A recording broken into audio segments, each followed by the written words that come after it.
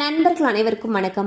இன்னைக்கு நம்ம இந்த வீடியோல சமையல் எரிவாயு சிலிண்டர் பயன்படுத்தக்கூடிய பயனாளர்களுக்கு மிக முக்கியமான 2 புதிய தகவல்கள் வெளியாகி இருக்கு. ஸோ அது என்னென்ன தகவல்கள் அப்படிங்கறத பத்தி தான் இப்ப நம்ம பார்க்க போறோம்.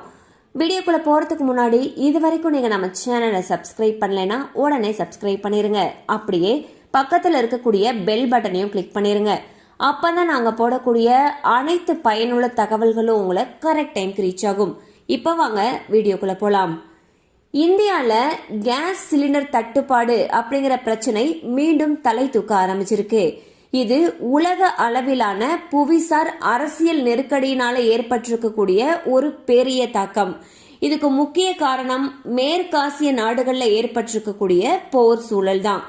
ஈரான் ஹார்முஸ் ஜலசந்தியை மூடியதன் காரணமாக உலகுடைய மிக முக்கியமான எண்ணெய் மற்றும் எரிவாயு போக்குவரத்து பாதை தடைப்பட்டிருக்கு. வணிக உபயோக சிலிண்டர்களுடைய விநியோகம் பல இடங்கள்ல தற்காலிகமா நிறுத்தப்பட்டிருக்கு.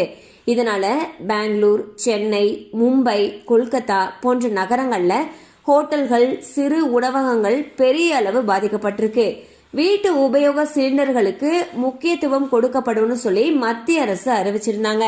அது மட்டும் இல்லாம சில புதிய விதிமுறைகளையும் கொண்டு வந்திருந்தாங்க. அதன்படி பாக்குறப்போ 25 நாட்களுக்கு ஒரு முறைதான் வீட்டு சிலிண்டர்கள் புக்கிங் செய்து மக்கள் பெற்றுக்கொள்ளும் வகையில் ஏற்பாடு செய்யப்பட்டிருக்கு. வணிக சிலிண்டர்கள் தட்டுப்பாடு பெரும் அளவு தலை தூக்க ஆரம்பிச்சிருக்கு. ஒரு சிலிண்டர் 2000 ரூபாயிலிருந்து 4000 ரூபாய், 5000 ரூபாய் என உயர்ந்து கொண்டே சென்றது. பல உணவகங்களை மூடி வைக்கக்கூடிய நிலைக்கும் மக்கள் தள்ளப்பட்டாங்க. இந்த சூழ்நிலையில ஹோட்டல்கள்ல தயாரிக்கப்படக்கூடிய உணவு வகைகள் குறைக்கப்பட்டும் நேரத்தை குறைத்தும் அவங்க வராங்க.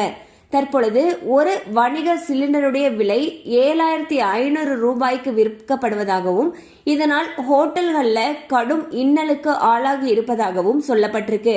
கள்ள சந்தையில இது போல அதிக ரூபாய்க்கு சிலிண்டர்கள் விற்கப்பட்டாலும் என்ன செய்வதென்று தெரியாமல் கேட்கும் விலை கொடுத்து சிலிண்டர்களை பெறக்கூடிய நிலைக்கு தள்ளப்பட்டிருக்கிறதாக ஹோட்டல் உரிமையாளர்கள் வேதனை தெரிவிக்கிறாங்க.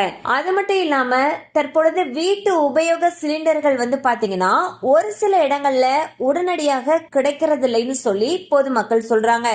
சிலரோ புக் பண்ணி நீண்ட நாட்கள் ஆகியும் இன்னும் சிலிண்டர்ஸ் டெலிவரி ஆகலன்னு சொல்லியும் புகார் தெரிவிக்கிறாங்க.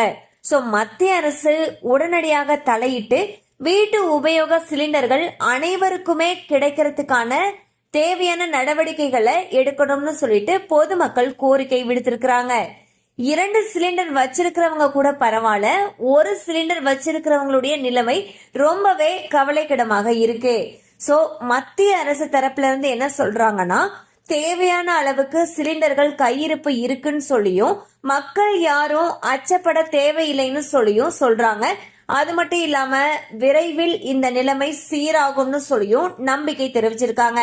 அது மட்டும் இல்லாம பதுக்கல்ல ஈடுபட்டவங்க மீது கடுமையான நடவடிக்கை எடுக்கப்படும் சொல்லியும் சொல்லியிருக்காங்க.